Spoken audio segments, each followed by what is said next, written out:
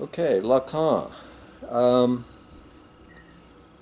so it's a very long paper. This paper was an early version was written back in 19 and presented here in about 1984. And we had a study group here for 4 years, and we read through A Cree, and then I just turned away from it because it was so abstract and I felt remote from clinical experience, and I was in analytic training and was interested in working with living, breathing human beings who were in pain. And So I turned away. I turned to object relations theory. Increasingly, I was finding Melanie Klein of great interest. But in recent years, I find myself getting interested in Lacan again. The title of this article is called Lacanian Theory, Appreciation and Critique. So I'm quite critical of aspects of Lacan, but I think there's a lot to appreciate in Lacan. But he is exasperating, and it touches on a point that I make in the paper, which is Lacan evokes transferences in people. He seems to evoke split transferences, like you either fall in love with him and you fall into a kind of fascination, or you just hate him and can't abide him at all. People either love or hate Lacan, it seems.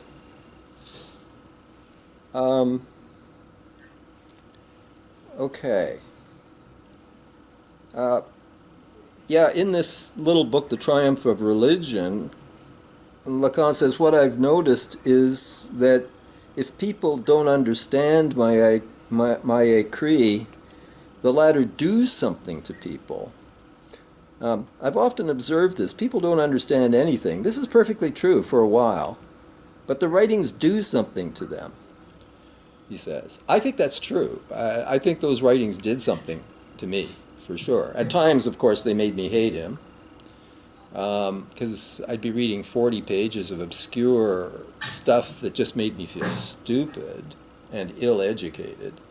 And then I'd encounter something that struck me as really important, really exciting, really brilliant, so I couldn't throw the book away.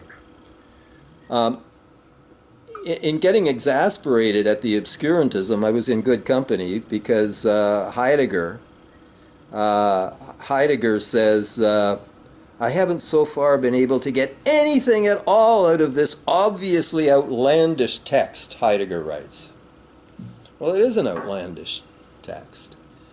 He distances himself from the reader. He makes it hard for the reader. He keeps the reader in the dark, Grunberger points out. He hoodwinks the reader, and that's a sadistic thing to do.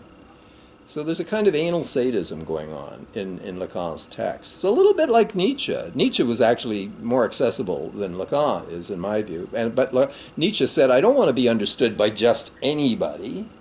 I'm hard to understand because I don't want to be understood by the hoi polloi, There are other places where he says the same thing, and he says because, he's writing for noble minds, not the mass mind, not the mass man, not the...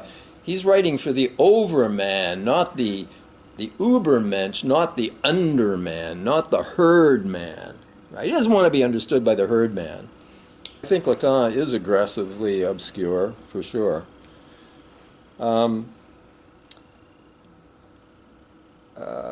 Okay, one of the things I quickly appreciated and that kept me reading Lacan, of course, is that unlike most psychoanalysts, except perhaps Erich Fromm and a few others, Lacan understood what I had already long understood because my training as a sociologist was in the school of symbolic interactionism, the thought of George Herbert Mead and his followers in the Chicago School of Sociology. Man is a symboling animal, and that human behavior cannot be reduced to the biological. In many ways, sociology as a discipline arose precisely as anti-biology, anti-biological reductionism, anti-psychological reductionism. Certainly Emil Durkheim pretty much defined sociology as not psychology. So my whole training was to resist biological reductionism And my whole training was to think of, well, the three worlds hypothesis that we touched on earlier: geosphere, the dead planet, then life biosphere, and then noosphere. And only human beings exist in the noosphere. And this is not necessarily a good thing, because our uniqueness is also our unique destructiveness. But the noosphere is the world of symbolism and culture and consciousness. And we've talked about Kierkegaard's interpretation of the myth of Genesis precisely as the animal who wakes up and leaves. Well, we don't leave the biosphere. Our bodies keep us in the biosphere, but we also enter into the noosphere. We develop self-consciousness, and we develop a capacity for free choice, and therefore we develop a capacity for guilt, and we're this peculiar animal living in this world of symbolism. And Lacan, of course, completely gets this. And it was a relief for me to encounter a psychoanalyst who actually gets this. So that certainly is a major strength of Lacan's theory. Yeah. When you say he gets it, does he ever talk about the noosphere being something that transcends those other two realms but includes them? So rather than just they're three separate things, that the noosphere contains the biosphere. Yeah, absolutely. But they're irreducible to one another. They require, but they're irreducible. Mm-hmm. Like you can't reduce the biosphere to the lithosphere, and you can't reduce the noosphere to the biosphere. However, if you can't reduce mind to brain, but brain is required for mind. I always say that's a no-brainer. Brain is the necessary but insufficient analog for mind. I think Lacan understands this. He doesn't philosophize about this particular thing, but take his distinction between human desire and organic need.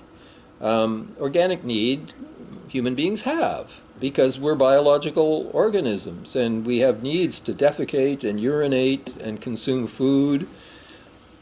But Freud confused human desire, which is on the level of the noosphere, with organic need. And human desire doesn't work the way the need to urinate. If you don't urinate, you're going to burst. Human aggression doesn't work like that. We don't need to go out, because we've got an aggressive drive, we don't need to go out and pick fights every once in a while to vent some of the buildup of aggression, like analogous to the buildup of urine in the bladder that needs to be emptied. I mean, there's a confusion here. But to your question, Lacan is well aware that we are also animals with organic needs. He's just saying Freud confused the two levels. That's all. Oh, okay. Well, I've often felt that people do, in a sense, need stress and aggression, and if there isn't an occasion, they don't have an opportunity or an occasion to experience that, they'll make it up. I guess it depends on how we understand aggression. There's certainly evidence from animal experiments and everything else that certainly primates have a need for curiosity. They'll often forego food in order to get a look at a different direction out of their cages and to see something new. I think, we have a need for new experience. But whether we have a need to be aggressive, I think we could get into the whole debate of trying to distinguish between assertion and aggression. Assertiveness. Assertiveness. No, and I wouldn't want to mince words in that way. I just feel like we are a mammalian species that evolved over 200 million years in a fight or flight environment most of the time. We're used to a high level of stress. In 21st century, we potentially could live in lives of no stress at all, and yet we make it up. We impose it on ourselves because it's encoded. I know I'm getting terribly biologistic here. Yeah. I'm just making this up, actually. Well, but listen, no, my answer to that would be that we probably do have, many people have a great need to vent aggression. I will agree with you.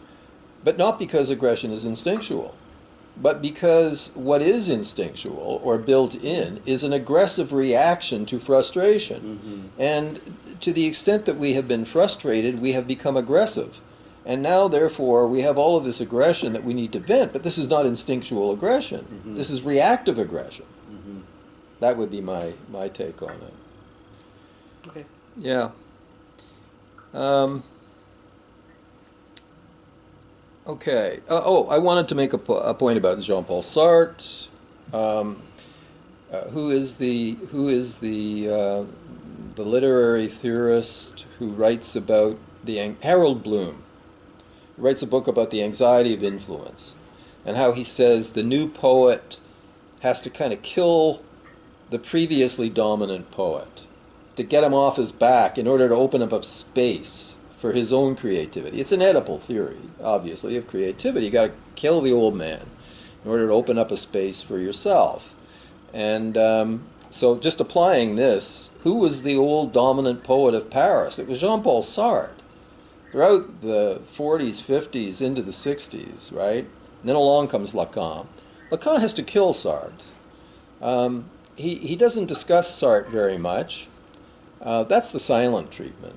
It's very effective among intellectuals. The Freudians, the established Freudians, are very good at that too. I mean, if they don't like what a theorist is saying, they don't bother to critique him. They just ignore him. I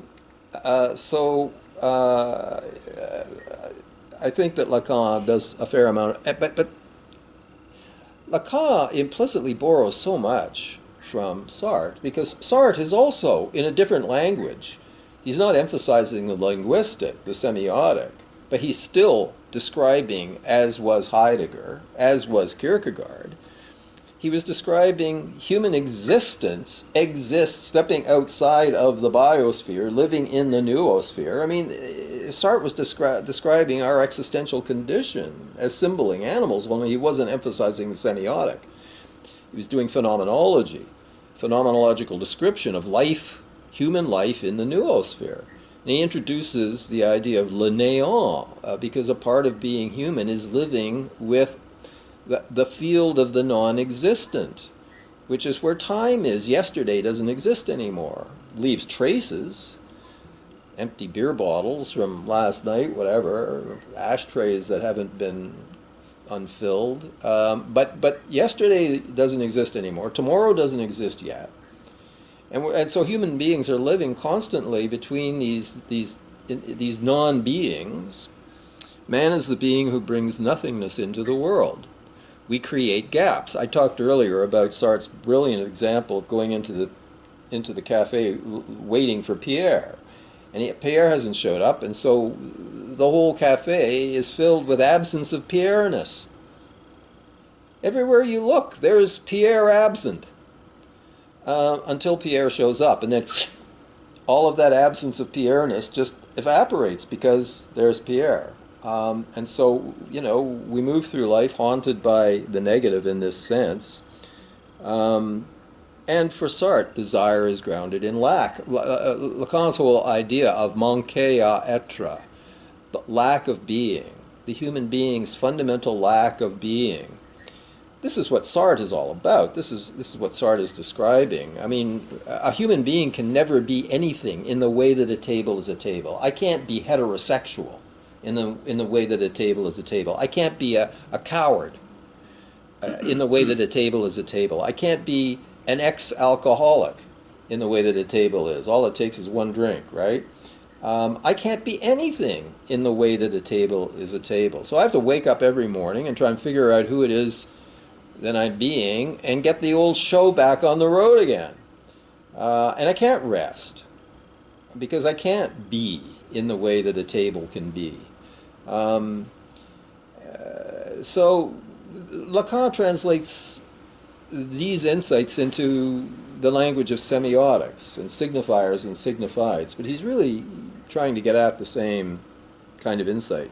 Someone, oh, was it you, James? Yes, I just, and when I hear all of this, I just think over and over again about the denial of death. I mean, this whole idea of nothing and the fundamental realization of my being is that, and one day I will not. Yes. And all of my, I guess to try and put it in the terms you're developing here, all of my narcissistic striving to be omnipotent and overcome that feeling of inevitability, Right. Is a massive defense. Right. Well, But it's all driven by this fundamental encounter with nothingness, my own demise, Right. when I am no longer. right. Well, we've talked about Ernest Becker and all of that, but there's a sense in which what you're saying is quite compatible with Heidegger, whose whole philosophy, you could say, is a meditation on death. I mean, being in time is a meditation on death, and but interestingly, you know, like Heidegger argues that it is only by facing my own most death, no one can die for me, and so death is very peculiarly my own. It's only by facing that, because he talks about das Man, the one. Well, of course one dies, right? People die, of course. No, I'm dying, and no one's going to do it for me. And this confronts me with my individuality, and only by facing this, says Heidegger, can I move into the field of authentic being. Otherwise, I'm losing myself in group psychology instead of individual psychology. And the confrontation with death certainly brings me to my individuality. Right. So, can this be any of these ideas be tied through to the Lacanian insistence on, you know, acceptance of castration? Like that's Oh, yeah. acceptance of the inevitability of my death. Well, he even does that I'm himself. Merely mortal. He does that himself. He does it in his peculiar, obscure way. One way he does it is he draws on a discussion.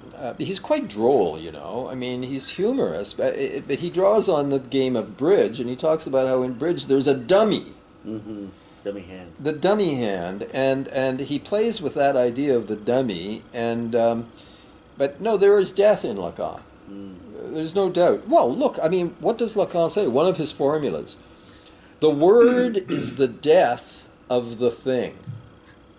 The word is the death of the thing, he says. And of course there's this division between the word and the thing, which is the division between the signifier and the signified. And that is a cut and a kind of castration.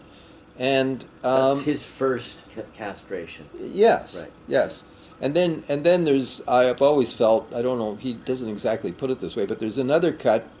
You see big S, line, small s, line, O. Now this is not a Lacanian matheme, this is my matheme for trying to understand this, and also to try to bring Derrida into the picture of it. Big S is the signifier. Small s is the signified. And O is the actual object out there in the world. Okay, so there's two cuts. The cut between signifier and signified is the indication that there's no one exclusive signifier that can signify the signified. Okay, okay. The idea of a house can be the signified of a house. It can be signified through a range of different signifiers. House, dome, casa, maison. Okay, we can come up with a million signifiers that will signify the same signified, the house. But then, of course, I want to say there's another cut because the idea because the actual house can be approached from many different ways. I mean, you can approach the house from the south, from the north, from the east, from the west. You can take a picture of it from a satellite. So any picture you have you can have a million pictures of the same house. No one picture is going to grasp the entirety of the house. And then all of these pictures can be named in a million different ways. So we're dealing with arbitrariness here. Arbitrariness between signifier and signified, and a certain arbitrariness between signified and the thing that it seeks to represent. And so, again, these are gaps, these are nothingnesses. Well, how does human consciousness work according to Sartre? Sartre says, I know this cup by secreting a nothingness. Is it octopi that secrete ink into like an octopus secretes ink, so the human mind secretes nothingness. We are the beings who bring nothingness into the world. So to know the cup, I have to secrete a nothingness, and I wrap the nothingness around this cup. I place a nothingness between me as subject knower and the cup as object. But then I have to place a second nothingness around the cup to separate it from the table. I first separate it from myself as knower, then I separate it from the table. And this is how consciousness works. In other words, he's saying consciousness operates by distinguishing this from that. Placing nothingness into the world. On the subject of death, Sartre writes this little autobiography called The Words, and in that biography, he says that during the late 30s, early 40s, he and all of his fellow intellectuals in Paris were reading Heidegger, and they were all thinking about death. And they were all having little meltdowns. They were having existential crises. They were having panic attacks. They were going on and on about death, fear and trembling. But he was utterly undisturbed, and none of this was getting to him. And then he writes, it finally got to him. Death finally got to him after the dropping of the first atom bomb. And then he realized the reason it hadn't got to him before is because he thought his books would survive.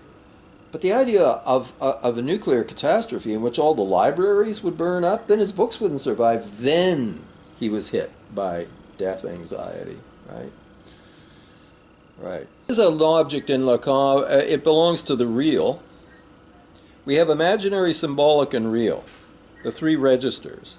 And the real is composed of all of those things that are not symbolized. I suppose if you want to draw a parallel to Bion, those would be the raw beta elements. So what's the difference between the symbolized and the imaginary then? I don't understand that. Oh, because in the sense of symbolic interactionism, both of them are forms of symbolization. Mm-hmm. But in Lacan's language, he's distinguishing between words and images. Pictures and words. Words. Exactly, that's the difference. Okay. So that the world of the imaginary is the world of the image, and Lacan and Lacanians, for the most part, they associate the real with horror, like Kurtz in Conrad, the horror. Apocalypse Now. Yeah, in Apocalypse Now. Yeah, they associate with the horror, except for William Richardson, prominent Lacanian, who's also a Jesuit priest who still celebrates the Mass every week. He's one of the few who doesn't split the real. He acknowledges that the real can be horror or it can be awe. The beauty. Well, there's some of the followers of the Kleinian analyst Donald Meltzer hypothesize that the baby's early experience is that he's just overwhelmed with awe at the beauty of the mother. Okay? Now, Richardson is the one Lacanian who can conceive of the real as the awesomely beautiful, But most Lacanians associate the real with the horrific. That's a horrible bias. You know, it's a little bit like Ernest Becker's bias. That the real is anality, it's shit and it's death. You know, I mean, the Lacanians and Becker share. I say this in my book, that they both are have this split attitude towards ultimate reality. They do not see both sides now. You know, it's very one-sided in that sense.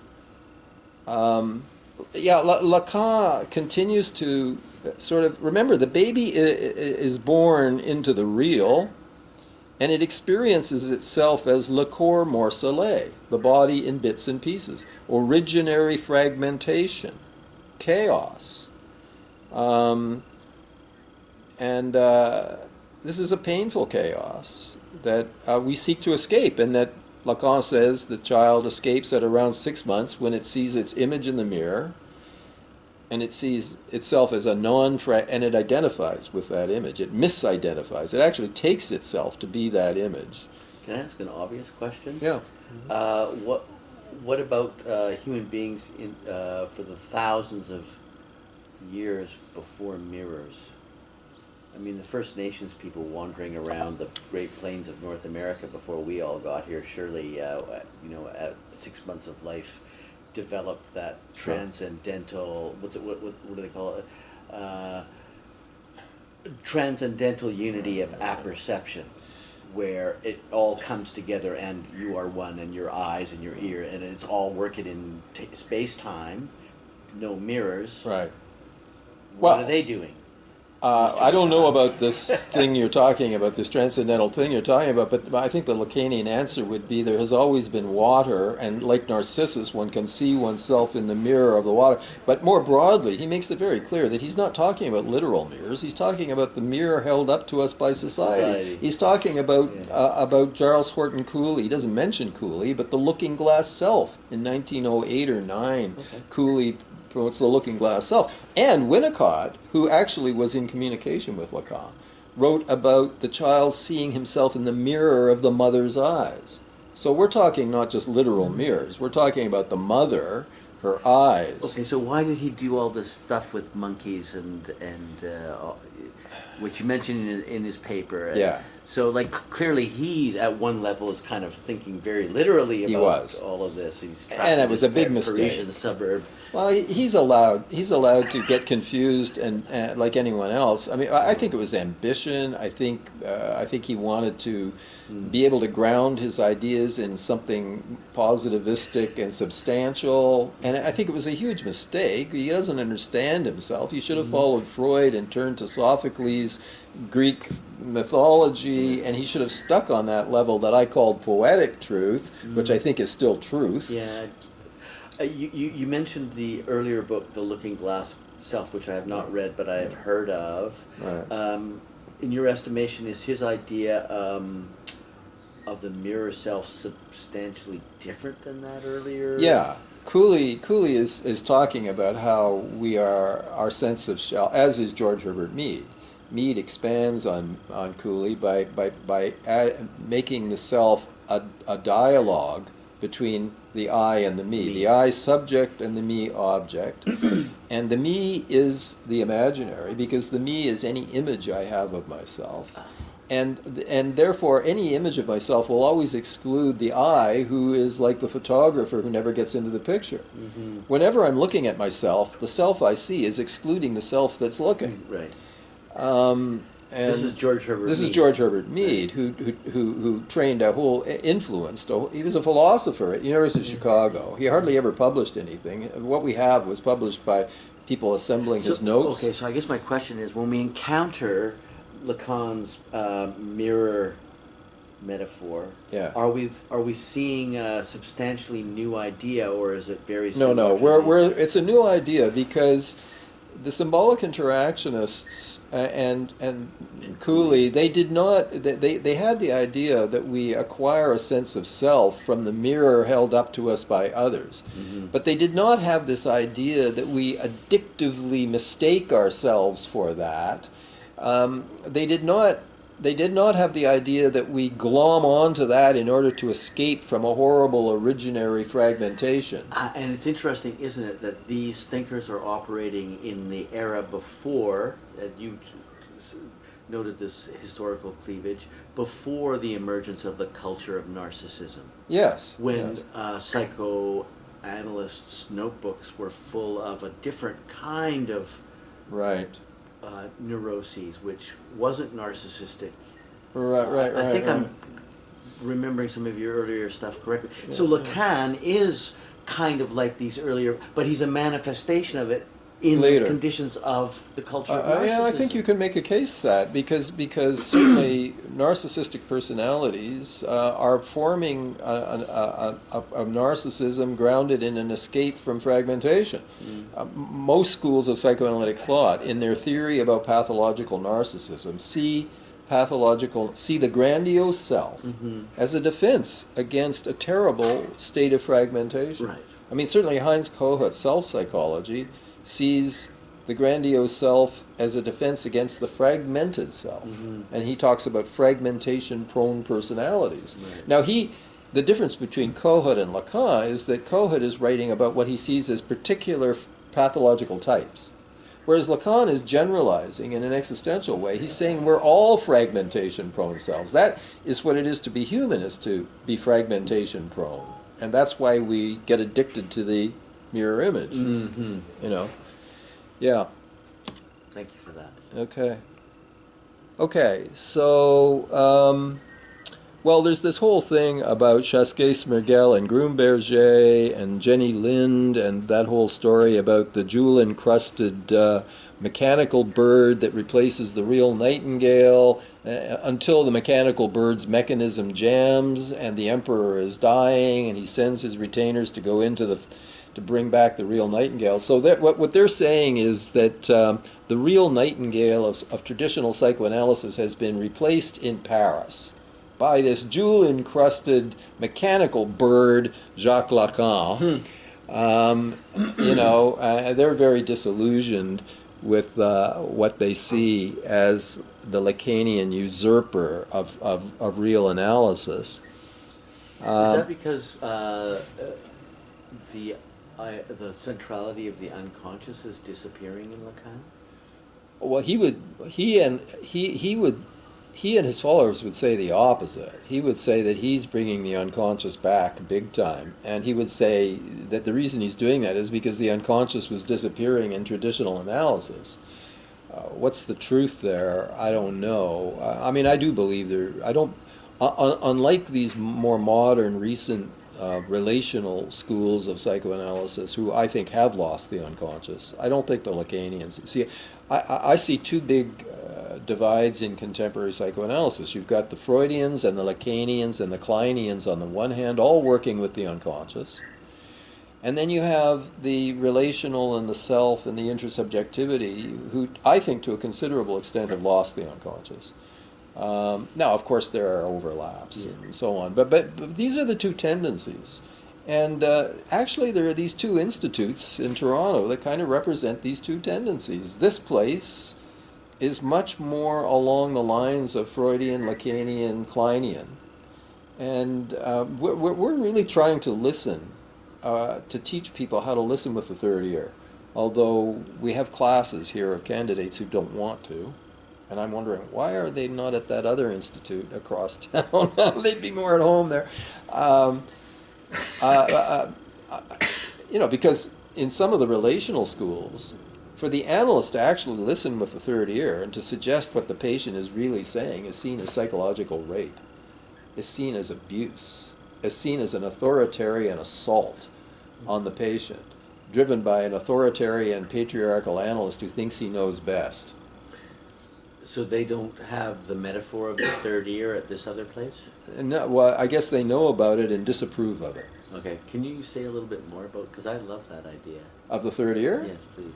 Well, that's back to dream theory. That's just, I mean, the Freudian and the Kleinian, and I think the Lacanian, whenever they hear a conversation or some free association, or they look at a text, they're saying, that's surface.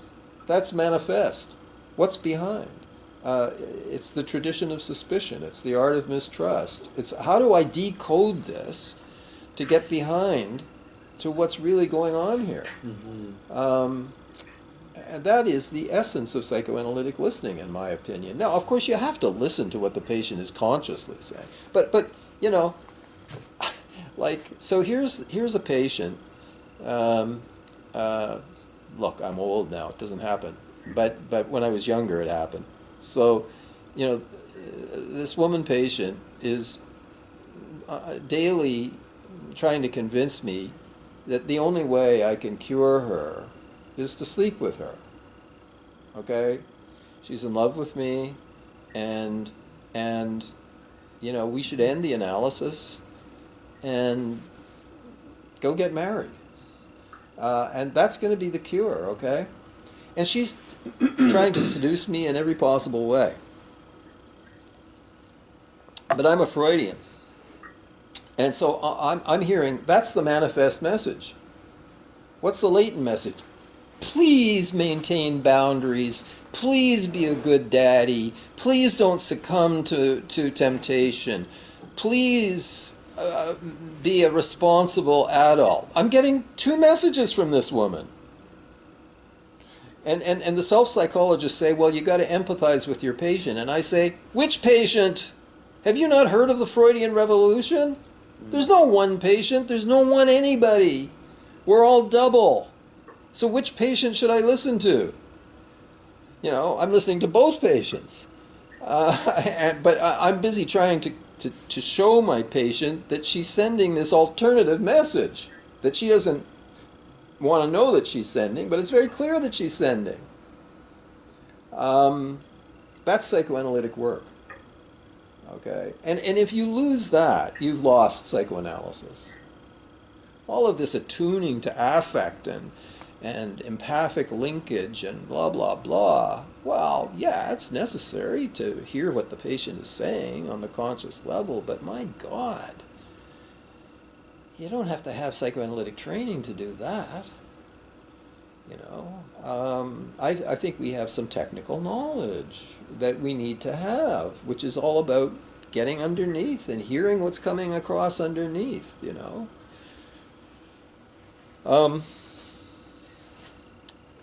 Okay. So, yeah, he attracts these transferences big time.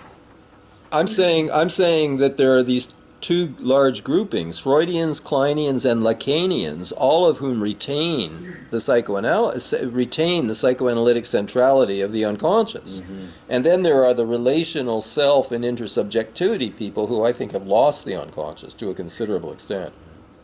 But I place Lacan with Freud and Klein. You'd have to read Grunberger and Chasquet-Smirgel.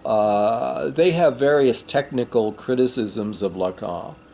But I can't tell you what I don't think there was any one big thing necessarily that they felt that he was, okay, here's one of the big things, I guess. They felt that with his emphasis on language, he was not paying attention to affect. Mm. That has been the big knock on Lacan by mainstream psychoanalysts. It's abstract, it's intellectualized, it's all about words and signifiers. This is even Julia Kristeva's knock on Lacan. There's a reference to that in your paper. Yeah, she distinguishes between the symbolic and what she calls the semiotic. And the semiotic is a language of emotion and love and hate, and closer to the body, and so on and so forth. But yeah, the big knock is that Lacan ignores affect. This is unfair. It's very clear it's not true. I mean, Lacan does a whole year's seminar on anxiety. And anxiety is an affect. It's a negative one, which kind of goes with a lot of his other prejudices, it seems. Negative one, like Kierkegaard, who also writes big time about anxiety. But there are other ways that Lacan definitely does get at affect. Although I have to say, I mean, that's one of the reasons I moved on from Lacan, was because I didn't feel that he was dealing with affect enough. So I think maybe there's something to the charge, but it's too sweeping a charge. You know, it's too sweeping. There's a recent book by the Lacanian Colette Soler, Solers, Colette Soler, recent book on Lacan, where she takes on precisely this charge that Lacan ignores affect, and she goes through Lacanian theory and refutes the charge. I hear it, I haven't read it, but I hear it's a very good book, Colette Soler. Look, I mean, I think a lot of Grunberger and Chasquet-Smergel's complaint was kind of envy. I mean, Lacan was all the rage of Paris. And these were ordinary enough analysts doing their workaday work in their offices, and Paris was abuzz with Lacan. You know, he stole the show. He came to be thought of as what psychoanalysis is. When people used the word psychoanalysis, they meant Lacanian psychoanalysis. So they felt usurped. And I think that's a big part of it. Oh, well, look, there's also the politics. The politics. You see, Lacan practiced the short session. And I'm not going to damn the short session, because I think he had a certain validity of technique here. But he would end the session. You see, again, he takes from Heidegger. Heidegger has the distinction idle talk. Idle talk. That's the talk of the mass man. For Heidegger, idle talk. Lacan takes that and makes it empty speech. Empty speech. Actually, where did I come across someone? Bion talked about a patient who uttered speech from which thought had been removed. You know, the patient uttered speech from which thought had been removed. Now, I thought that's a way of trying to get at idle talk, Heidegger, and empty speech, Lacan. Okay, so the patient comes in, and if the patient is engaged in empty speech, which is, you know, like superficial chit-chat, bullshit, blah, blah, blah, he's not getting down to doing what he's supposed to do, which is free associate, bring dreams, etc., right? Lacan would cut the session. And the patient would, so some patients were getting 5-minute sessions, paying full, so Lacan was stacking up the frank notes on his desk. The patient would pay for 5 minutes. Now, it also worked the other way. Occasionally, if the patient was really on a roll with full speech, he would extend the session to an hour and a half sometimes. But mostly, it was cutting the session. Okay, so this meant that ordinary analysts who adhere to the 50-minute rule could have maybe 8 patients a day. Lacan could have 28 patients a day. You see, they all were waiting. When you went for your session, you sat in a waiting room with 10 other people. You never knew when you were going to get in to see Lacan, and you never knew how long you were going to be in there. So Lacan had vast numbers of people in analysis. That is charisma. Well, he had major charisma. Well, because he held forth at the Sorbonne once a week. Foucault was there. Roland Barthes was there. Everybody was there. Everybody who was anybody in the intellectual life of Paris was at Lacan's lecture. Okay? So no wonder everybody wanted to be in analysis with Lacan. And with the short session, he was able to accommodate vast numbers of people. Now, a lot of these people went on to become trained and qualified analysts. Now, once you're a trained and qualified analyst, and you've been analyzed by Lacan, you're now a member of the society, and you've got to vote. Well, Lacan had 100 votes compared to Janine Chasquet-Smergel, who might have had 5 votes. He created acolytes, and they were running the show because they were part of the Lacan cult, you see. Now, you can see the kind of corruption that this can lead to, and probably did lead to, but it's a peculiar kind of corruption because, like, if he really was a Charles Manson, he wouldn't have kept disbanding these psychoanalytic societies. So he breaks with the main Freudian group. Well, they kick him out when he's kicked out of the IPA for the short session. It wasn't his ideas that got him kicked out of the IPA. Mind you, as I've said before, anybody with a great mind gets kicked out of the IPA. So I'm confessing I don't have a great mind because I'm still in the IPA, okay?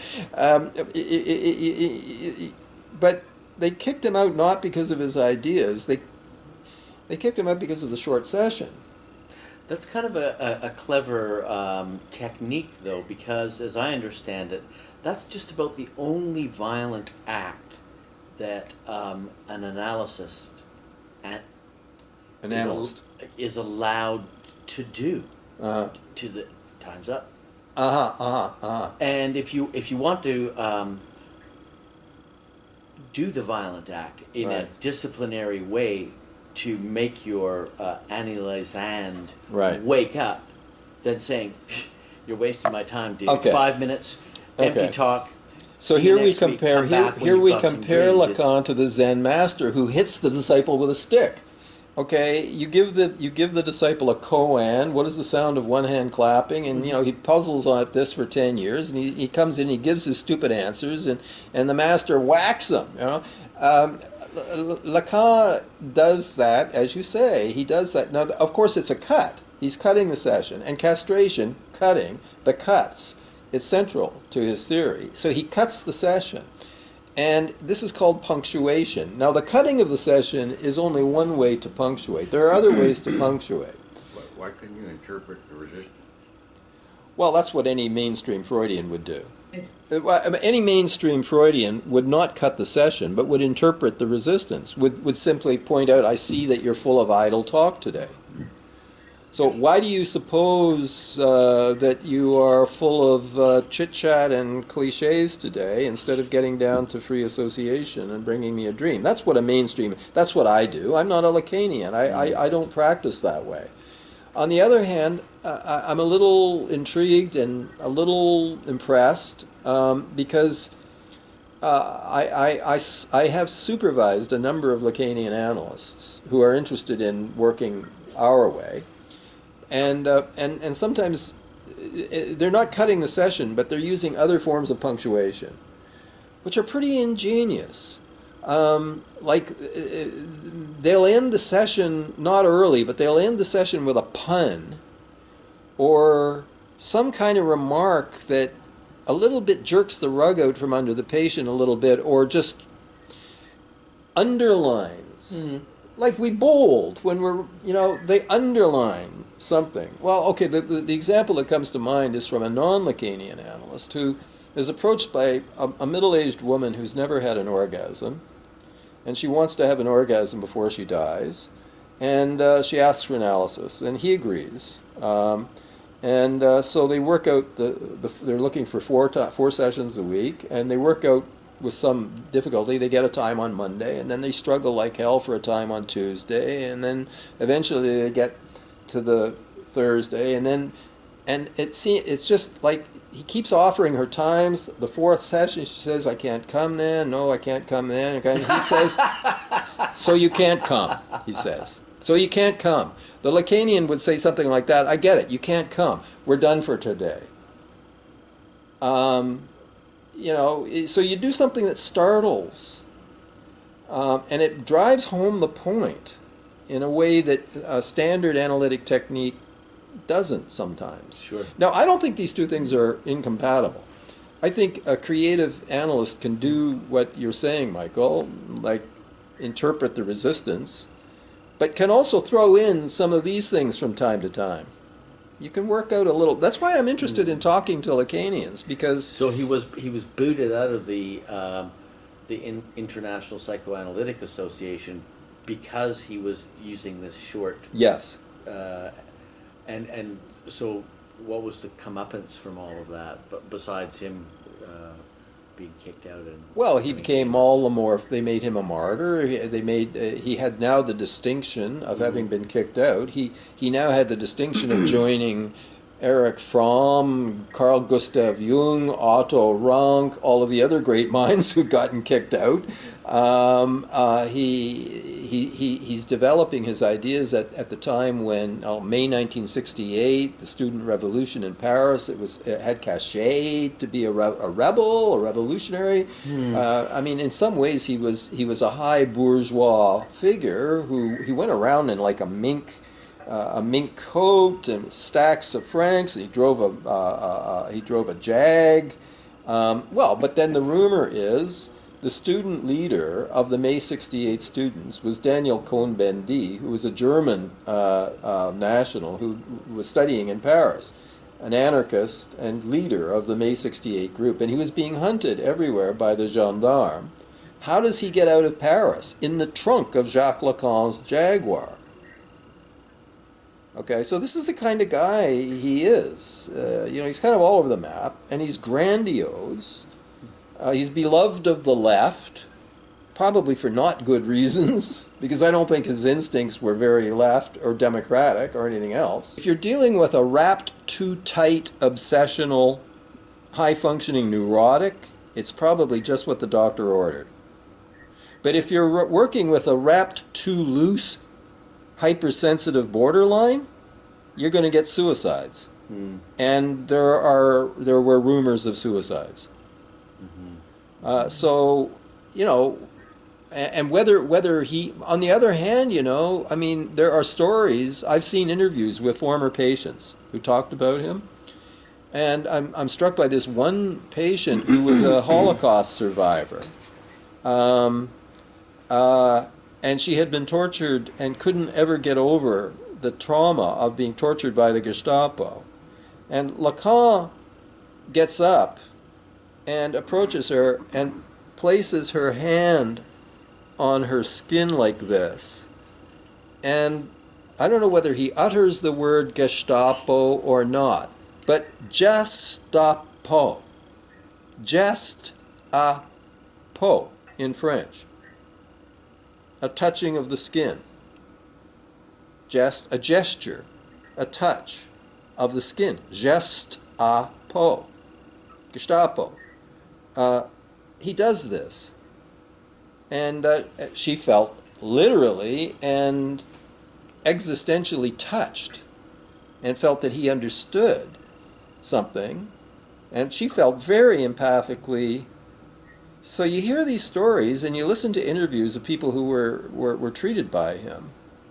It's a very complicated story. It's so easy to stereotype and to assume what's going on here with this guy. Do you think that he was good at offering a sense of containment to patients who were suffering? No, I doubt it very much. Because I think that probably a large majority of the people he was treating, precisely because of his charisma and so on, they were PhD students in social science, and they were highly intellectual types. They probably weren't that fragile, but I suppose a few fragile people got into his practice, and watch out. I mean, I would never trust him with a fragile patient. Well, of course, I would never have referred a patient to him, period. I mean, he's grandiose, and he's got this sadistic streak. And now the picture you've painted of the majority of his practice sounds like people that are exactly like him, which sounds to me like the blind leading the blind. Well, I mean, look, you know what graduate students are like. They're all narcissistically disordered. I mean, to be a graduate student is to suffer from a narcissistic disorder. I mean, they're full of themselves. They're busy trying to be brilliant and fearing that they're stupid. And I mean, the graduate school is a terrible place of psychopathology of a narcissistic sort being acted out all over the place. And so that's the milieu, I think, in which he's analyzing a lot of people. And a lot of the people he's analyzing are there because they want to be psychoanalysts. And they're trying to enter into the field through a training analysis with him. Right. Okay, thanks. I'm going to try and read this paragraph out loud to you, just so that everybody can hear what it says. But it's about Lacan's understanding of the unconscious. And what the paragraph says is, as Lacan understood, the unconscious and its primary processes, far from representing a subhuman, asocial, and pre-cultural chaos of drive energies, is already symbolically, that is, culturally structured in accordance with the very laws of condensation and displacement that Freud discovered and that Lacan, following Jacobson, recognized as the laws of substitution, metaphor, and combination, metonymy, and composed the synchronic and diachronic axes of linguistic structure respectively. Right. So please unpack that for me, because I think it's very important, but I don't actually understand any of it. Okay. Okay, so there's a huge shift in Freud's thinking that people have not paid enough attention to between the early Freud and the later Freud. I mean, people have noticed that, he was much more liberal thinking as a young man. I guess that's kind of the cliche. Often young men are radicals, and as they become older, they get conservative. Whether that's true in general, it certainly was true of Freud. But one of the big differences is that the younger Freud saw the unconscious as structured, as organized. And he saw his central discovery as precisely the discovery of the laws that structure the unconscious mind.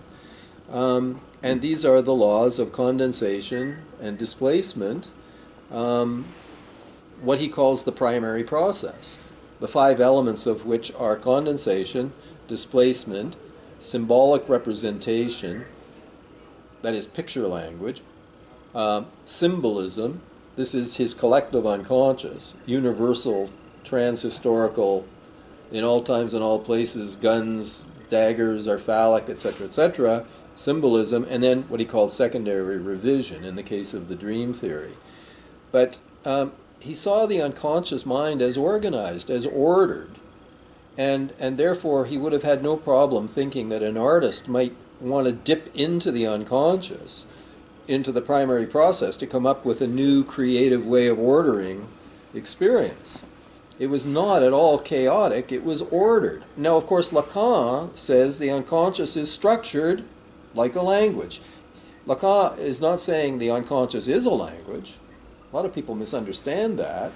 He's not saying it's a language, he's saying it's structured like a language. And in saying that, he's just being Freudian, because Freud thought that the unconscious was structured. Condensation, and then it was the Russian linguist Roman Jakobson who recognized that condensation is simply metaphor. Okay, it's substituting one thing for another on the basis of similarity. I gave the example of the foot going into the shoe. The foot is like a penis, the shoe is like a vagina. So you dream about trying on shoes all night, and no idea that it's about intercourse, but that's condensation.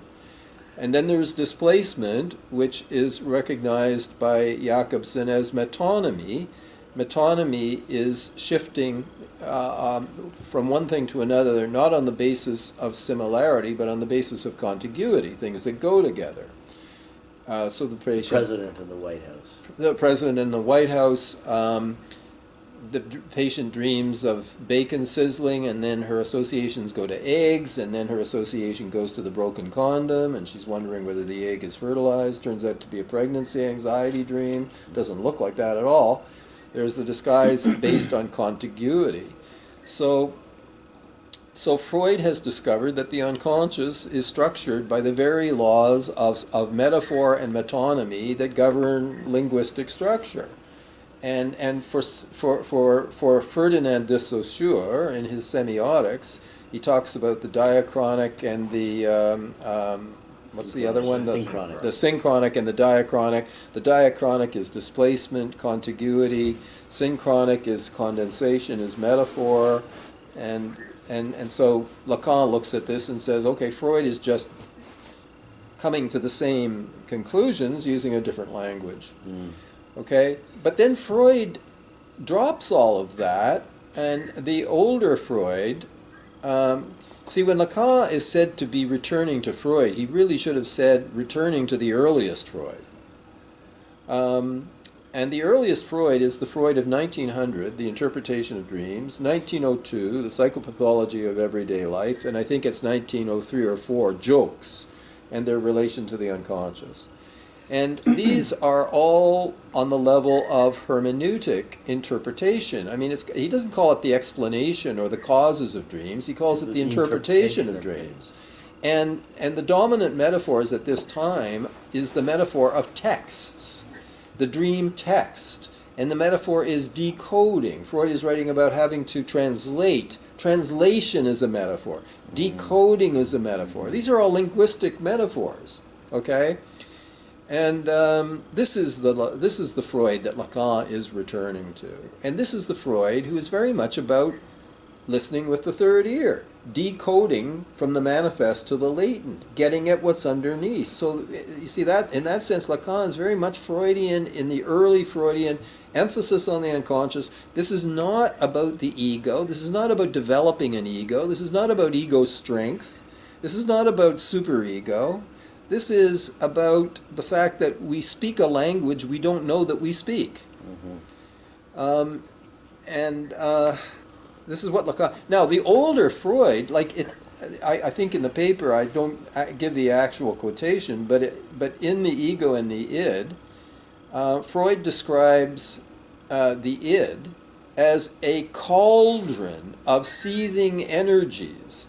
A chaos, a cauldron is a witch's cauldron. That's where you throw the frogs and the snakes and you stir. A cauldron, a witch's brew. But is that the same thing as saying the unconscious when he's saying that? Because he's shifted the language to the id. Yeah, he's still talking about the unconscious because the unconscious is equated pretty much with the id. Which you said before is very biologically rooted and sort of supercharged in his. It bubbles thinking, up from bodily zones, okay, and he calls it a cauldron of a chaos of seething energies. Seething is the word he uses, like snakes, seething. This is a snake pit, and this is the unconscious. It's a snake pit, and now he's moving to the right politically. Because if this is the id, we better build barriers against the id. If this is man's core, nature, then we better have police. We better have law. Because human beings have this chaotic, seething... But then there's this idea that this is driving the punishing superego. Right. Well, and the superego starts coming in big, and we need the superego, Freud is thinking, precisely because of our tendencies to regress into this chaos. Okay? And now the unconscious is not something an artist could ever hope to draw any structure out of, because it's a chaos. And now, what is psychosis? Psychosis is this scary regression into the chaos. It's being overwhelmed and taken over by and the ego defenses and the superego and ego defenses break down, and one winds up back in the chaotic soup again. You see, which is why Freudian analysts are so afraid of psychosis, and they sit the patient up and they start doing reality therapy and so on. That's their view of psychosis. Anyway, did I unpack it? Yeah, that was very helpful. Thank you very much. Okay. Yeah. And why use the word condensation for Lacan? Sorry, for Lacan? Is it Lacan that uses the word condensation? That's Freud's term. Oh, Freud's term. Yeah. Freud is simply recognizing, Lacan is simply recognizing Freud's condensation as metaphor. Oh, laws of substitution. Yeah. As metaphor, and combination as metonymy. Okay, I was taking substitution as... Well, they're both substitution. Yeah. One is a substitution on the basis of similarity. That's metaphor. The other is substitution based on contiguity, which is metonymy, which is displacement. I thought that the words went together, that condensation went with substitution and displacement went with combination. Well, some people might talk about it that way. I'm just thinking of, I mean, the disguise work, the dream work, operates by substituting one thing for something else. Mm-hmm. But there are two forms of substitution: similarity, contiguity. Okay. It's interesting that he would use the word law. That Freud would use the word law, like laws of the unconscious mind. Mm-hmm. Also, just while we're sort of at superego, sort of, like, I was kind of unclear a couple classes ago. I thought I heard you say at one point that Freud was trying to get rid of superego. But then at another point we were saying that he was actually for Yes. submission and Yes. So this is the kind of contradiction in Freud. Freud is contradictory in so many ways. That's part of what makes him great. I mean, is it a matter of ages though? Like if you were to read him at one point, he would be saying one thing and at another. I don't think it's so much a timing thing. No, it's not that he's evolving from an early position to a late. Well, I think I just gave you an example where he does evolve from an early to a late. Mm-hmm. The early idea of the unconscious has structured the late view of the unconscious as chaos. That's a time change over time. But in terms of his contradictions regarding the superego, not so much that. The contradiction here is whether he's talking clinically or whether he's talking sociopolitically. Yeah. Okay? See, at the very same time, it might have been in the same year, he's writing a clinical paper in which he's aware that this patient's suffering is due to a savage superego that he's having to defend against by obsessional or hysterical or some kind of defenses. And so there he's calling for the demolition of the superego, because the superego is what's driving this patient crazy, But right? that's a individual case, not That's a a general rule. and that's clinical thinking. Okay, but now he switches to being a sociologist, writing Civilization and Its Discontents. And now, as a sociologist, he's saying, we need the cops. We need the superego because this id is so anti-social. So that's when this talk of chaos. That's when he wants superego around and he wants. Yes, he's talking about, the chaos is 1923, Civilization and Its Discontents is 1930. These are both the older Freud. Freud is now afraid of the unconscious. He's now afraid of the id. He's seeing destructiveness coming from the id, and he's seeing defense against destructiveness coming from the superego and from social order. And of course, here is where I feel he is fundamentally mistaken, because what I'm saying is that it's exactly the reverse. That the evil is coming from the superego, as he knows clinically, and it's coming from the superego, it's coming from society. Because society is racist, sexist, heterosexist, materialist, and that's what loads the superego. And where does goodness come from? The id, the animal in man. And it turns out animals are far more pro-social, helpful, altruistic than Freud's image of the animal world is like, it's like destructive beasts, you know? I mean, he talks about the beast in man. Yeah. Well, you know, my point is it would be far better if, I mean, would that Bernardo and Homolka had been beastly. Because if they'd been beastly, they never would have behaved in such a disgustingly human way. Okay. But is that just like a time that he was alive in that informs how he thinks of For beastliness? sure. Well, yeah. I mean, because he's a 19th century, shapes his thinking, and the beast is associated with darkest Africa and black people and primitive cultures and the animal, and all of that is lumped together as something that Western white civilization is trying to defend itself against. So there's a whole... And has evolved away from. And has evolved away from and is in danger of regressing into. And of course he associates woman with the dark continent. You know, he says, I'm aware there's this Minoan, Mycenaean, pre-Oedipal thing with the mother and the child. But he says, to me, it's a dark continent. It's like the beast. It's like Africa. It's like the mother. It's like the woman's body. I mean, this is not just Freud. There's a whole tradition of this kind of thinking in Western thought. And Erich Fromm, even himself, doesn't escape it entirely. I mean, how could he? This is ingrained in, he was trained in the early part of the 20th century. He's infected by this, although he breaks out of it to a remarkable degree because of Bachofen's thinking about an early matriarchy that Fromm pays attention to, interestingly. You know who else did? Friedrich Engels.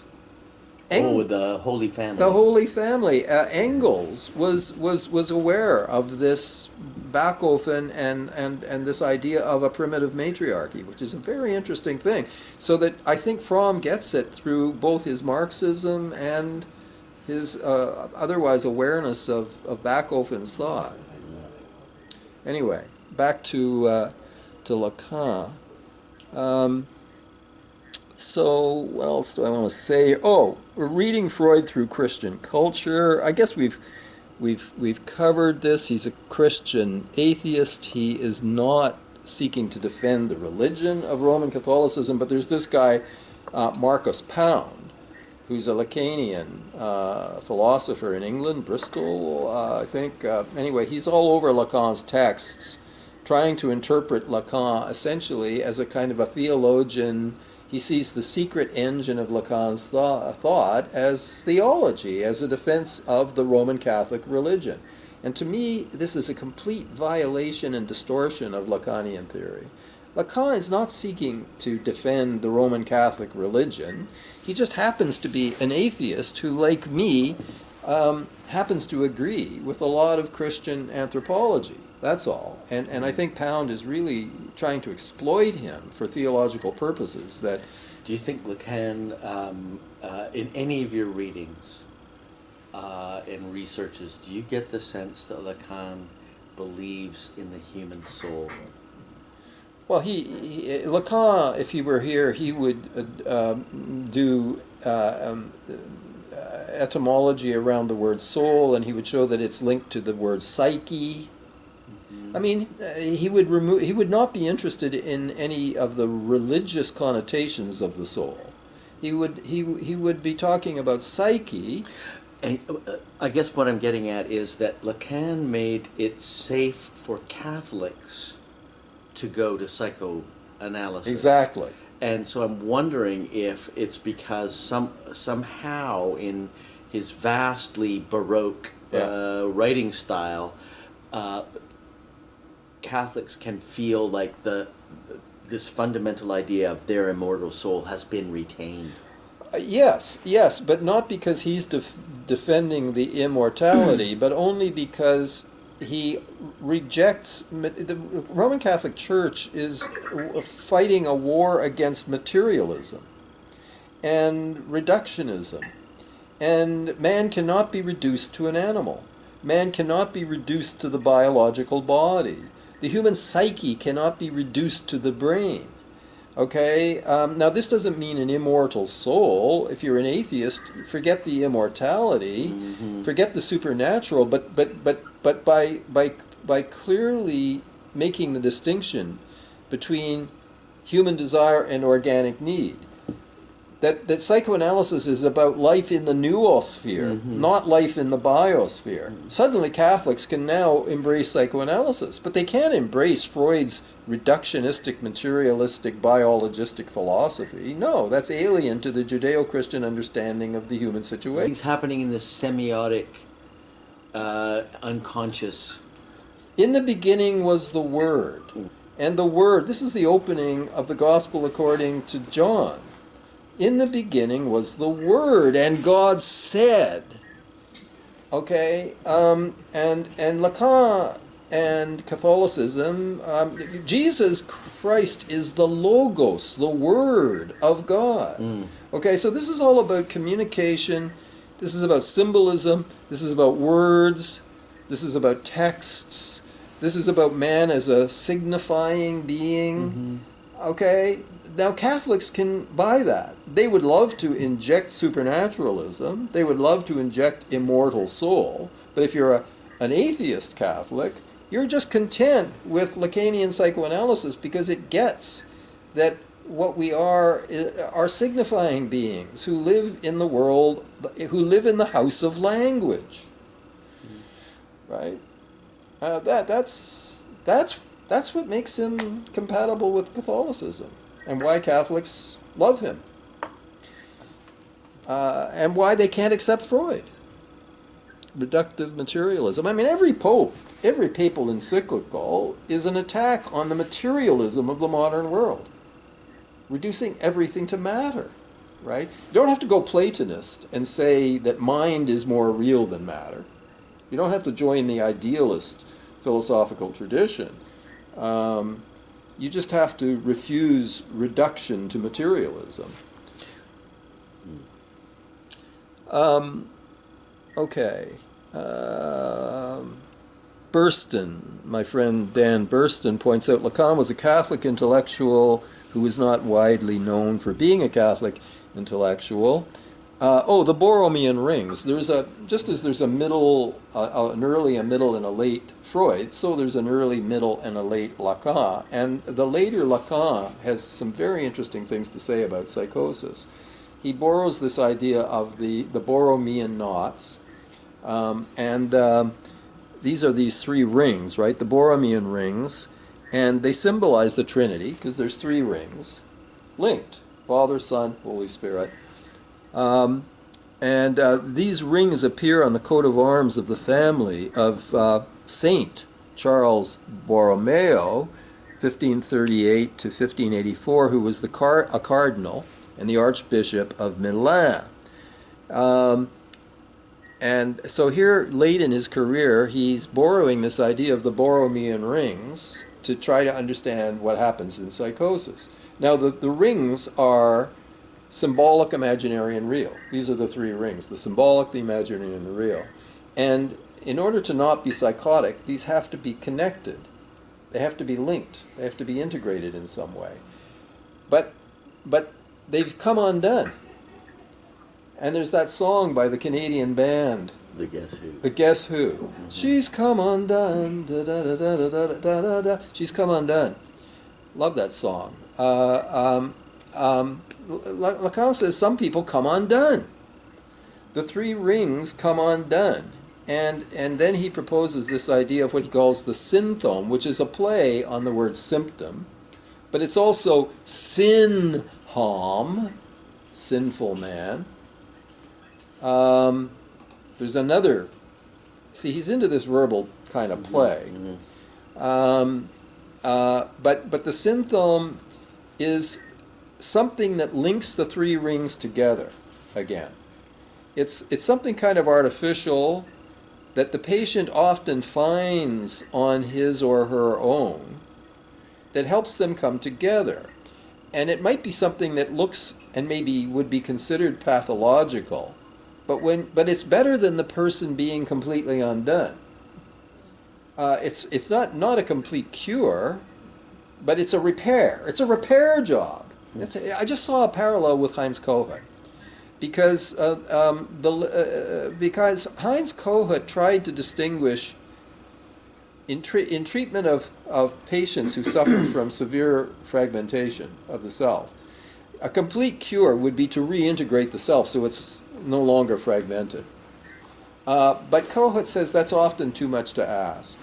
With certain cases, he says it's enough to help the patient restore their defenses. Mm-hmm. We're not curing, but we're helping the patient came to us because their defenses against fragmentation have fallen apart. And if we can only help them reintegrate the defenses, that's maybe cure enough.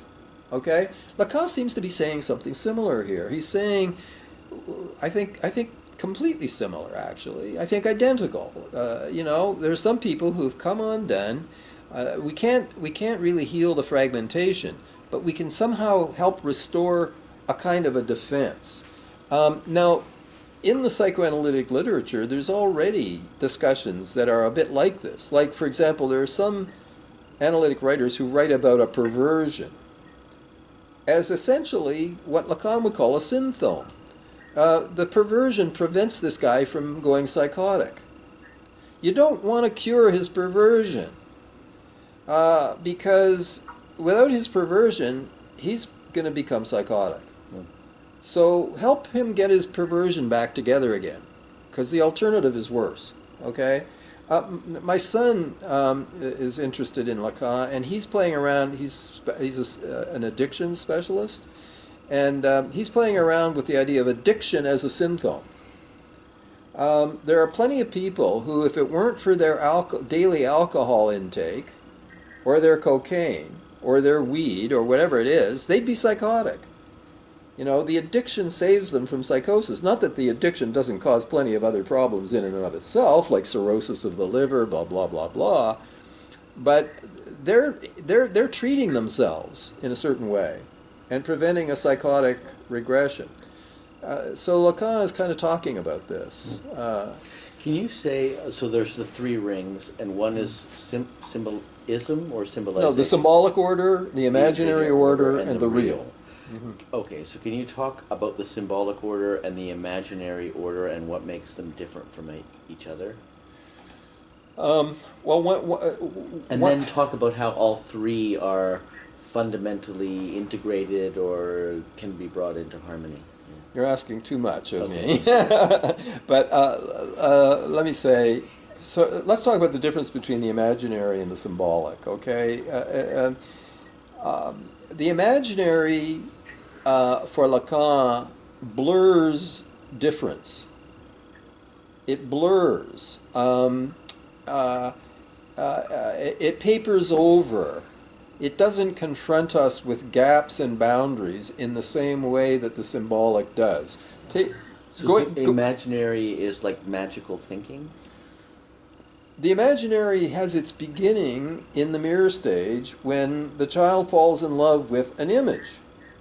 Okay? Now, as long as we are in love with images, we're in the imaginary. We're not in the symbolic. But at about 18 months, a child falls in love with the image at 6 months. Around 18 months, which, by the way, is when Jean Piaget says language function kicks in, then we have the possibility of moving to the symbolic. And now we have the possibility of breaking out of our misidentification, our false identification with our images. We now become capable of making a distinction. Right. There's a duality now. There's now the duality that Mead called me versus I, that Lacan calls image versus subject. Okay? So at 18 months, language enables subjectivity to open up. And implicitly, at that moment, there is a triangulation. There is me, there is I, subject, there is the image, me, and there is the bar, or the cut. Now there's a triangle. I, image, the third. Now, of course, what is that bar and boundary? Le nom du père, the name of the father, which in French is homophonic with le nom du père, the know of the father. The name of the father, the know of the father, paternal function. The paternal function doesn't have to be a real. Not the real. No, it's what cuts imaginary from symbolic. Okay? It divides me as image from me as subject. And it moves me into an area, into a tertiary area, a third area. And now I'm into the Oedipus complex. Father has entered the scene. There's now three. There's mother, me, and dad. There is the subject, the ego, and the bar that separates them. And the paternal function needn't be an actual father. It can be mother performing the paternal function. It's anything that comes between. And now we've moved into the area of triangles. We've moved into the world of the three.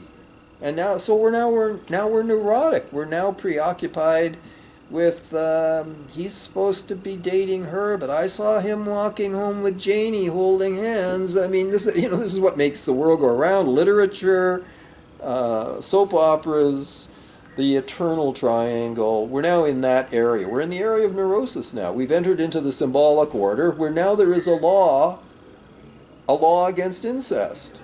You know, these two should not get together. There has to be a bar between these two. In Trobriand, it's brother and sister and whatever, you know, mother and son, father and daughter. The bar is placed there.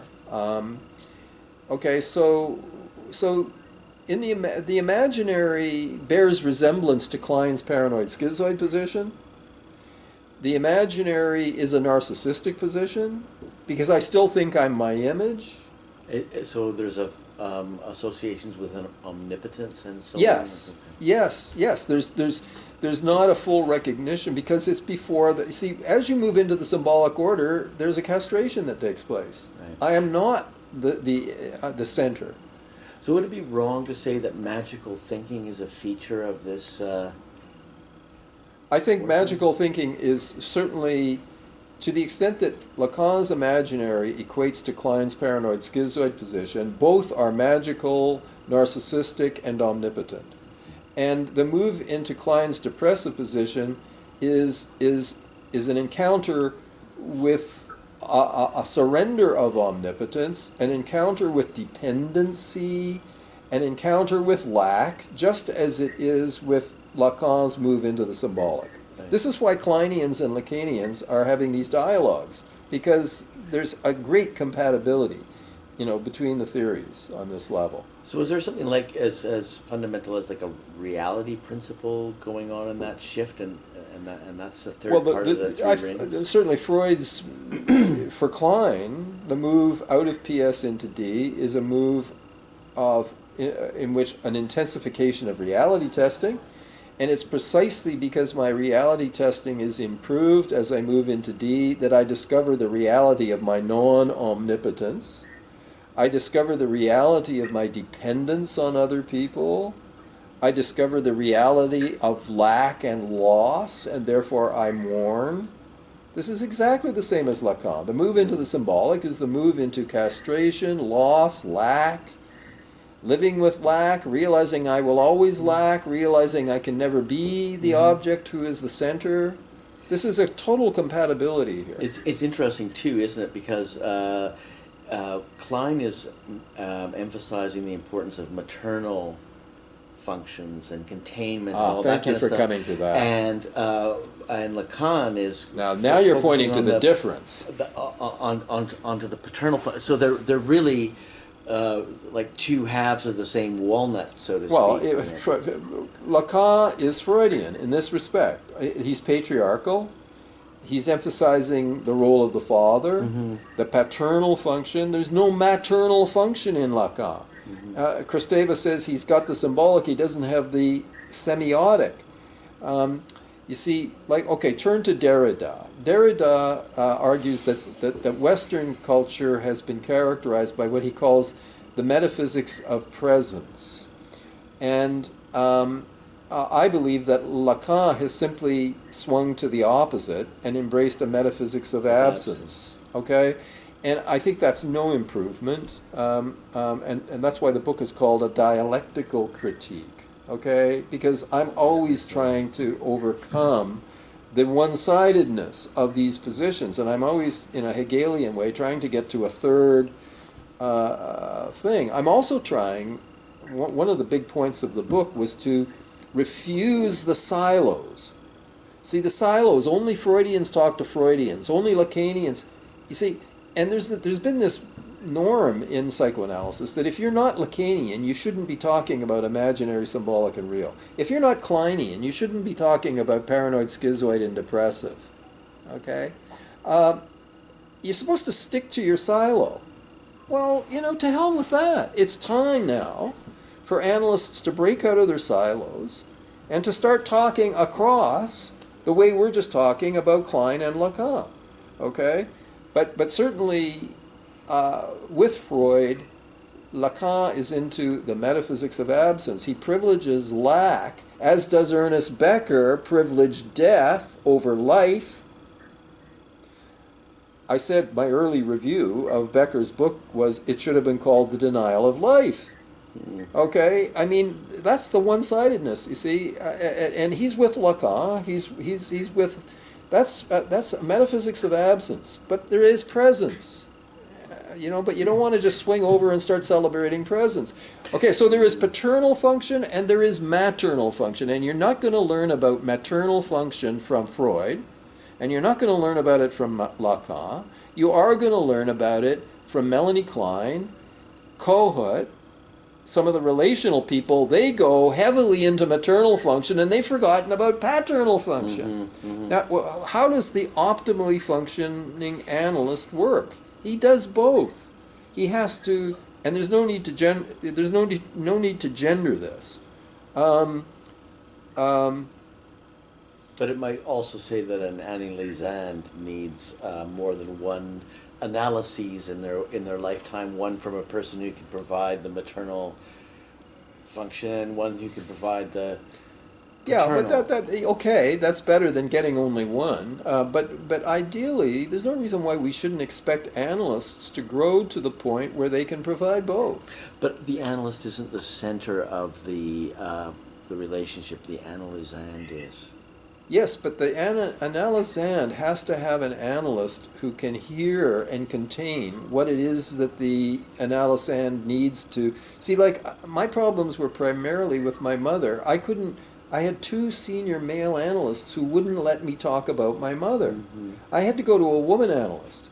Okay, now that's like what you're saying, different. Okay, that's what I had to do, but I think that's kind of sad. Wouldn't it have been great if I'd been able to find one analyst who could both mother and father me? I think it would be really sad if a person only found one mind in their lives, so they could really. Yeah, I agree. I agree with that. But look, as an ideal. As I think a fairly realistic ideal for the training of analysts. I mean, I'm engaged in the training of analysts, and so ideally, this is what people should be able to do. This is how we should train analysts, so that I don't want the people I supervise to simply be Lacanians who are doing the cuts and the short and the punctuation and the paternal. I want them to be able to do what Bion calls containment and that Winnicott calls holding, especially if they're... This is why I said it would be a disaster for these overly sensitive, borderline patients to be in treatment with someone like Lacan. They would jump off a bridge, The analyst has to be able to work both sides of the street, Well... yeah, the deliteralization of Freudian discourse, that's a pretty clear part of the paper. We've talked about this before, Freud takes a lot of things literally. A woman can't have castration anxiety, a man can't have penis envy. Lacan really understands all of this. And the distinction between the phallus and the penis, I mean, look, that's crucial. I mean, he opened up psychoanalytic feminism in France with the distinction between the phallus and the penis. Suddenly, a generation of French feminists were able to begin to relate to psychoanalysis because women have a phallus as much as a man has a phallus and can fear losing it, and this performs... that was a crucial... Well, Juliet Mitchell, in 1974 or 76, wrote her great book, Psychoanalysis and Feminism, and she was very influenced by Lacan, and the book was quite Lacanian, not entirely. She went on to become a Kleinian, Juliet Mitchell. It's interesting. She started out as a Lacanian and went on to become a Kleinian. So Lacan made that possible, really.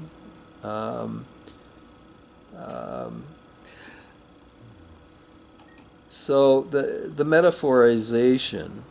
So it's really interesting, isn't it, that women can have a phallus, but a man can't have a womb. Fundamental to the male psyche is the absence of ever being the container for new life. Only on the physical level, only on the biological level, but we live in the noosphere, and there a man can be a woman, a man can be a womb, a man can be a breast, and a good analyst must have that capacity to contain, to be receptive, to create a space. Bion says the analyst should enter the session without memory or desire. Yeah. What he means is to clear himself, to approach, to offer the patient a certain kind of emptiness, a certain kind of receptivity. Mm-hmm. So I can't, like, if I'm a young male who's all trying to be phallic all the time, I'm going to make a lousy analyst. Yes. The phallocentrism, Lacan remains phallocentric. There's absolutely no reason why we have to call, like, I'm trying to be the object that the other desires. There's no reason to call the object that the other desires phallus. Could be breast. And that's what I guess I'm trying to point to, and I can't really get my head around it, but the breast, the womb, the maternal body that is able to give forth life. Right. No male body can inhabiting a male body. I'm sorry, I'm getting really biological. Yeah, well, it here, is but, biological. You're into the biosphere here. And looking out at the universe from that. Right, but we live in the and noosphere. grasping at my symbols and trying to give my life meaning is utterly different than a woman. No, who can, no. Look, she look can at, grab other symbols and give different meaning to. but look her at the biology. symbols men grab. Look at Penises. No, creative men create. Listen to the way creative men talk. They talk about getting inseminated with a new idea. They talk about the idea gestating inside themselves for many months. They talk about feeling this new idea, the new novel is kind of like growing inside themselves, but they're not yet ready to talk about it because they have to protect it. It's not yet ready to be spoken about. And then finally they talk about getting ready to give birth to it. And then they'll talk about the delivery. Right. And that's all terribly sublimated libidinal energy, and it's all good. Yeah. But it cannot have the foundational knowledge that the woman's body No, provides. we cannot they have experience another, it on another the... kind of creativity that But it's on... that is not imaginary, is not symbolic, and is merely real. Yes, we can't have that because on the level of the biosphere, we're not females. But we don't live fundamentally in the biosphere. We fundamentally live in the noosphere. You see, that's why psychoanalysts are very influenced, Freudians, and nowadays all kinds of different schools of analytic thought are terribly interested in gender issues. They're interested in trans, Yes. they're interested in queer theory, they're interested in all of this stuff, and I have zero interest in this. Zero interest. Because to me it's all irrelevant. Because to me, what's really important is preliminary to all of that. To me, that's just the costume store you go to. Uh-huh. I'm going to pick the male costume, I'm going to pick the female costume, I'm going to pick this intervening middle costume that's neither male nor female. Well, very good if you're interested in costume stores. But I'm interested in what gives you that fundamental sense that you can function in the world. What makes you non-paranoid enough to go to the party in the first place, quite independent of how you dress up. I mean, what enables you to get out of bed in the morning? I mean, what enables you to advance from the paranoid schizoid into the depressive position? What enables you to have a self, let alone a gendered self? Forget the gendering of the self. That is so secondary to being able to have a self at all in the first place. Now, this is an unusual position for a psychoanalyst to take. I mean, or maybe a lot of Lacanians do take this position, I don't know, but hardly anyone says it. You see, but like recently I've started to say it. Gender issues, boring. I mean, I don't care whether the guy comes to my office wearing a dress or what. Who cares? I don't care who he sleeps with. I don't care. I want to know what enabled him to get out of bed in the morning and come to my office in the first place. So the phallus. Oh, well, the phallus. The separation from the penis. And Lacan's phallocentrism. I mean, there's no reason to call the object of the other's desire phallic. You know, it's just his lingering. Why couldn't it? Patriarchal. Why wasn't it at the breast? That was the question. Well, for Kleinians it is. Mm. For Kleinians it is. And for Kleinians, the penis is simply a sublimated breast. Or there's been a displacement from breast onto penis. The nipple has now just gotten bigger, and it's, the desire to suck a penis is basically rooted in the desire to suck a breast. This is just a very old story that the people who study, the transformation of Western civilization through the various stages. I mean, the patriarchal laws, Zeus in the Greco-Romans simply replaced the female deities of the Minoan Mycenaean. I mean, those female deities were stripped of their power. And in Hira, in Greek, they're given a place. The old female deities are given a place in the pantheon. They're then known as the Furies. And the reason they're given a place is because the patriarchal gods realize that unless these women gods are placated, they're going to raise hell. So we're going to, give them a place in the pantheon in the hopes that they'll settle down. Because if they don't settle down, they're going to make our lives absolutely miserable. Which they do anyway, because they're the Furies. The Furies, Yeah. right. So this is just an echo in psychoanalysis of this ancient stripping of the mother of her power,